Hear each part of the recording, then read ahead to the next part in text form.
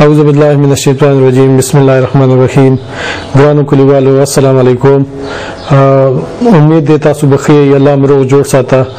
زنن تاسو سره یو دوه خبرې کول غواړم دا کوم وبا چې راخوره شوې ده د دې د دریم لهر انتهایی تیز دی او دې کې ډېر زیات نقصان وشو هسپتالونه زمونږ ډک دي او نور ځایان پکې ختمېدو ولې خدا نه خواسته لکه څنګه چې څنګه د پړوسي ملک ته انډیا هغې کې چې څومره خلک په تکلیف کې دي او څومره خلک پکې مړه شو هسپتالونو کې ځای نشته په سړکونو باندې پراته دي نو خدای دې نه کړي کله دې نه وي الله دې کله نه کړي چې په موږ باندې دا غرض راشي او بیا وروسته مونږ چې کم یو دی په دې باندې پیمانه یو چېرې مونږ احتیاط نه کوو نو هغې نه مخکې دا ښه ده چې مونږ احتیاط وکړو نو مهرباني به وي چې تاسو څومره دې کې احتیاط کولی چې احتیاط وکړئ ولې چې دې بیمارۍ نه صرف یو څیز باندې ځان خلاصېدل دي چې احتیاط باندې احتیاط وکړئ نو الله به خیر کړي انشاءالله زمونږ مشر د کلي سابقه ایم پی ای ثاقب الله خان هم خبر شوی یم